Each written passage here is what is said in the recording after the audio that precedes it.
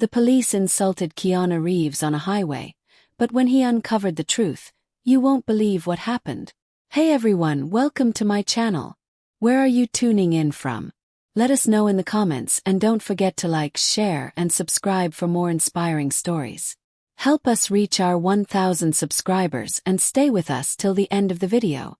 It was a crisp morning in February 2005 when Hollywood star Keanu Reeves, then 40 years old and known for his humility and kindness, was cruising along the scenic highways of upstate New York.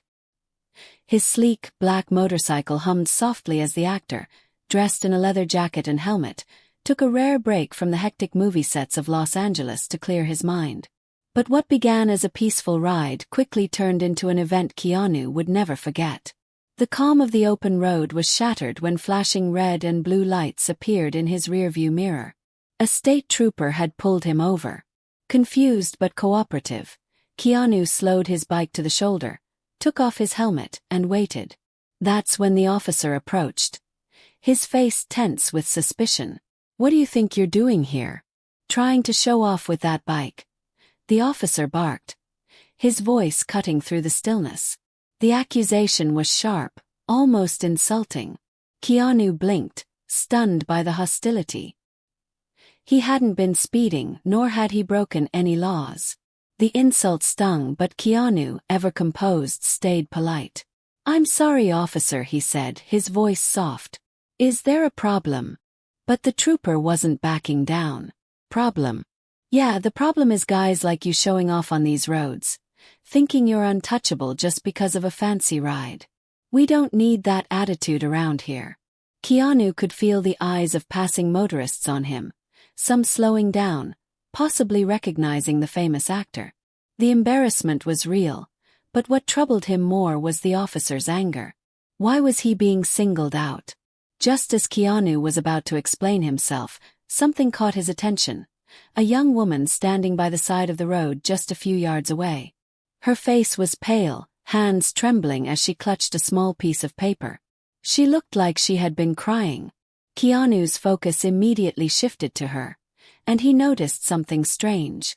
The officer glanced at her too. A flicker of recognition crossed his face before he quickly looked away. Keanu's heart skipped a beat. Was this about her? Without thinking, he gestured toward the woman.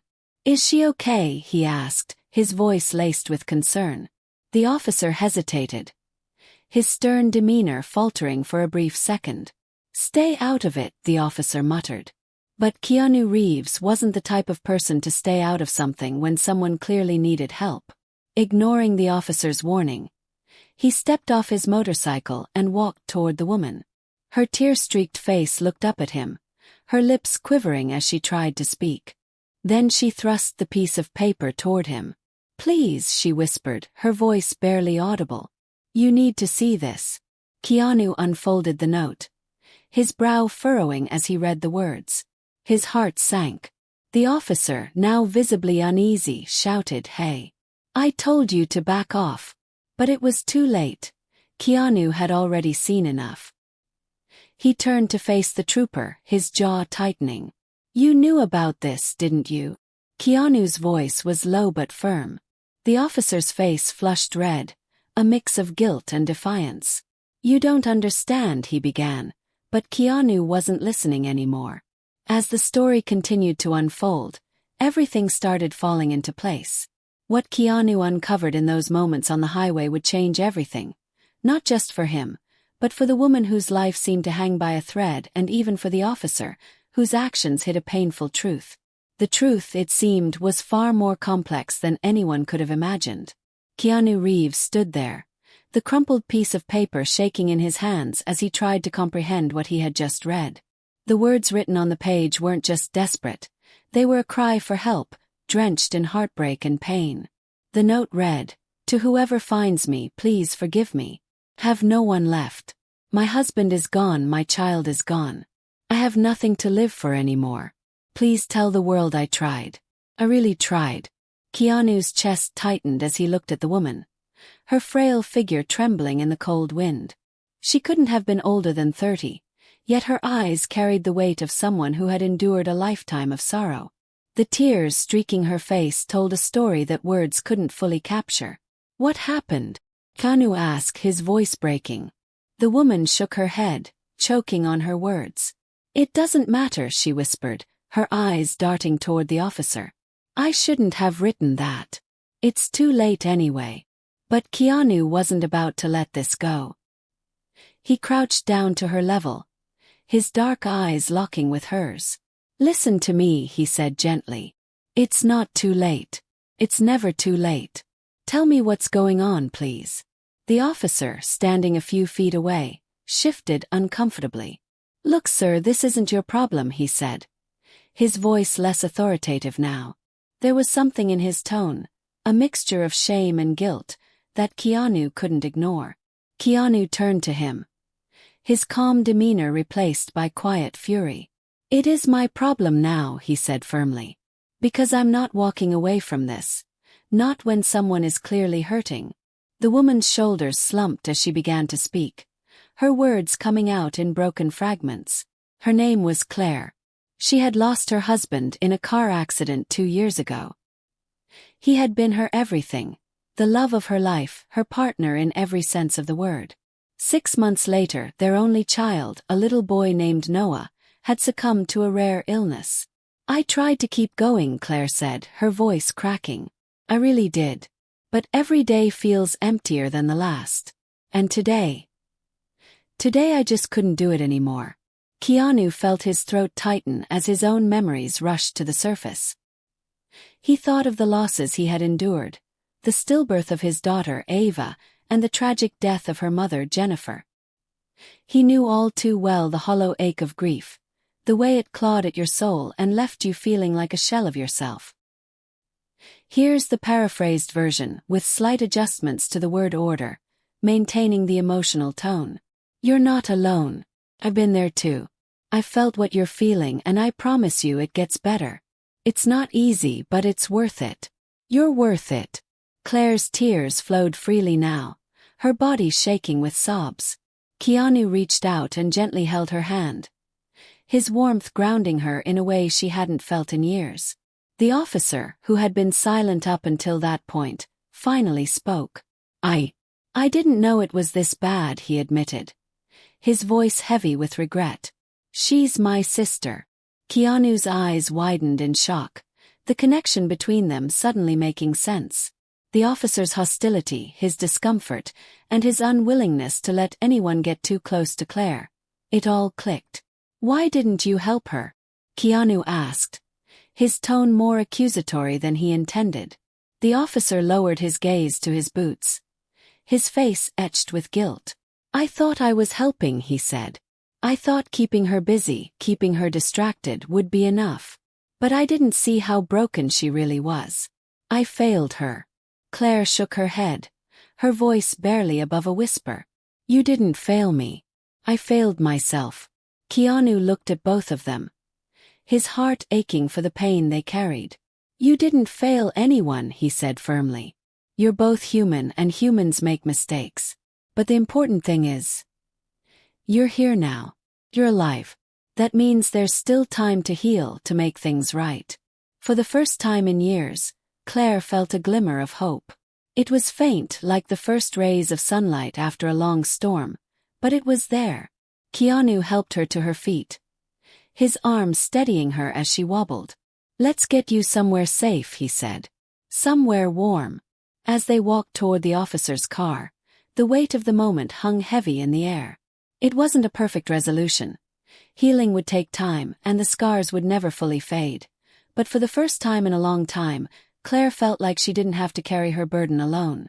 And as Keanu Reeves stood there, watching her take those first tentative steps toward recovery, he couldn't help but think about the fragility of life and the extraordinary power of kindness to change it. As the officer drove his sister, Claire, to a nearby hospital, Keanu Reeves followed closely on his motorcycle, refusing to leave her side. The wind was cold, biting at his face, but his thoughts were heavier than the chill. He couldn't shake the haunting sadness in Claire's eyes, nor the guilt that lingered in her brother's voice. At the hospital, Claire was admitted for observation. The nurse, a middle-aged woman named Donna with kind, weathered eyes, reassured them that Claire would be well taken care of. Keanu lingered in the hallway, pacing back and forth, while the officer sat in the waiting room, his head buried in his hands. "Why are you still here?" the officer finally asked, looking up at Keanu with a mixture of gratitude and confusion. Keanu paused, his dark eyes soft but resolute. "Because someone stayed for me once," he said simply. The officer furrowed his brow, but before the officer could ask more, Keanu continued, "Years ago, I lost someone too. Two someones, actually. My daughter and her mother." His voice cracked slightly, but he didn't stop. "There was this stranger who noticed how lost I was, even when I thought I was hiding it well. They didn't know me anything, but they stayed. They reminded me that sometimes we can't carry everything on our own." The officer nodded slowly, his expression shifting to one of quiet understanding. Inside the hospital room, Claire lay in bed, staring at the ceiling. The silence was deafening, and her mind replayed the moments of her life she wished she could forget. Her husband's smile as he kissed her goodbye that morning, not knowing it would be the last time. Her little boy's laughter as he held her hand in the park.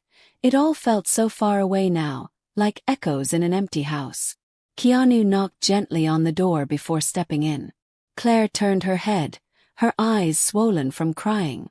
"I thought you left," she whispered. He pulled up a chair beside her bed, his movements slow and deliberate. "I told you I wouldn't," he replied. Claire looked at him, searching for something, maybe pity or judgment, but all she saw in his gaze was kindness, a kind of understanding that made her chest tighten. "I don't know how to do this," she admitted, her voice barely audible. "I don't know how to keep going." Keanu leaned forward, resting his elbows on his knees. "Neither did I," he said honestly.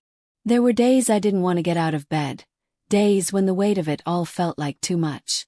But then," she raised an eyebrow slightly, her curiosity piqued despite herself. "I realized something," he continued. "What?" she asked softly. Keanu looked at her, his voice steady, yet tinged with the weight of his own experiences. "The people we've lost, they don't want us to stop living. They loved us, and love doesn't want to see us in pain. It wants to see us thrive. It wants us to find joy again." Claire's lip trembled. "But how? How do you find joy after everything's been taken from you?" Keanu thought for a moment, his gaze drifting to the window. "You start small," he said softly. "You find one thing, no matter how tiny, that makes you feel even a little bit okay. Maybe it's the way the sun feels on your skin, or the sound of music, or even just the fact that you woke up today. You hold on to it. And then, when you're ready, you find another thing. And another. Slow. Painfully slow. But one day, you wake up and realize you're carrying the weight a little easier than before." Claire stared at him, tears streaming down her face. "Do you think they're still with us? My husband, my son. Do you think they can see us? I like to believe they're out there somewhere, watching over us. And I think they'd be proud of you for trying." The room fell silent again, but this time it wasn't filled with despair. It was quiet, but with a fragile, real hope. Over the next few days, Keanu stayed in town, visiting Claire daily. Sometimes he brought books or snacks, other times, he simply sat with her in silence. Slowly, she began to open up, sharing stories about her husband's bad jokes and her son's love for dinosaurs. Keanu listened intently, laughing at the funny moments and grieving with her through the painful ones. The officer, Mark, started to repair his relationship with Claire. He apologized for not seeing her pain sooner, for not being there when she needed him most. It wasn't easy, and many conversations still had to happen, but they were finally making progress. As the days turned into weeks, Claire began taking tentative steps forward. She enrolled in a grief support group, started journaling, and even took short walks in the park. Keanu stayed in touch, calling every few days to check in. One evening, as Claire sat on a bench watching the sunset, she found herself smiling. A small, bittersweet smile, but a smile nonetheless. For the first time in years, she felt a flicker of hope. Though the pain of loss would never fully disappear, Claire realized that maybe, just maybe, life still had something beautiful to offer her. As weeks turned into months, Claire rediscovered pieces of life she thought were lost forever.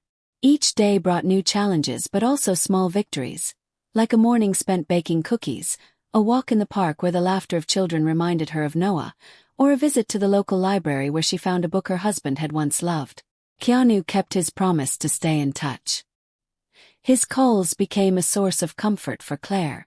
They spoke about everything and nothing, her progress, his life on the road, and the memories that shaped them both. Keanu had a way of listening that made Claire feel seen, as though her pain wasn't just hers to bear anymore. One day, Keanu called with a proposition. "I'm flying back to New York for a charity event next weekend," he said. "It's for a foundation that supports grieving families. I'd love for you to come." Claire hesitated. She hadn't been in a social setting in years, and the thought of facing a crowd made her palms sweat. But something about Keanu's voice, his quiet reassurance, gave her the courage to say yes. When the night of the event arrived, Claire stood in front of her mirror adjusting a simple black dress she hadn't worn since her husband's funeral. Her heart raced at the thought of seeing Keanu again.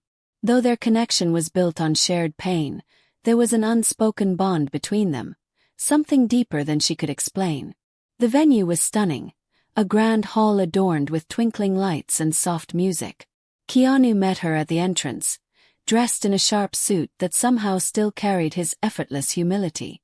"You look beautiful," he said, his eyes warm and genuine.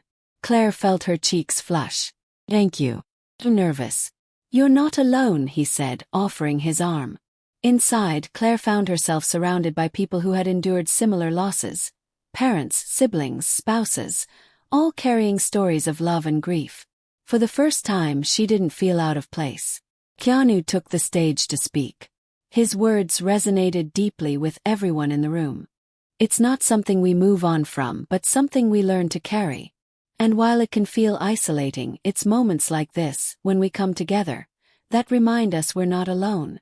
As the evening progressed, Claire found herself laughing for the first time in years. She spoke to other attendees, shared her story, and even danced a little. Keanu stayed by her side, his presence a quiet source of strength. Toward the end of the night, as the crowd began to thin, Claire and Keanu found themselves standing outside under the stars. The air was cool, and the city lights shimmered in the distance. "Thank you for tonight," Claire said softly. "I didn't realize how much I needed this." Keanu smiled, his hands tucked into his pockets. "You've come so far, Claire. I'm proud of you." Claire looked at him, her heart full of emotions she couldn't quite name. "I don't think I would have made it without you," she admitted. "You would have," Keanu said gently. "I just reminded you of what you already had inside." For a moment, they stood in silence, the weight of their shared journey settling between them. Then Keanu reached into his pocket and pulled out a small charm, a silver pendant shaped like a star. "I had this made for you," he said, handing it to her. "To remind you that even in the darkest nights, there's always light. And you'll always have people who care about you." Tears welled up in Claire's eyes as she held the pendant. "I don't know how to thank you," she whispered. "You already have," Keanu said with a soft smile. The connection between them was undeniable, but neither spoke the words. Perhaps it was too soon, or perhaps they both understood that true, lasting love needed time to grow. As they parted ways that night, Claire felt a sense of peace she hadn't known in years. She wasn't fully healed, and maybe she never would be, but she was living again, and that was enough. Keanu, watching her walk away, felt his own heart ache in a way that was both painful and hopeful. He had seen her at her lowest and helped her rise. In doing so, he had found a piece of himself he didn't know was missing.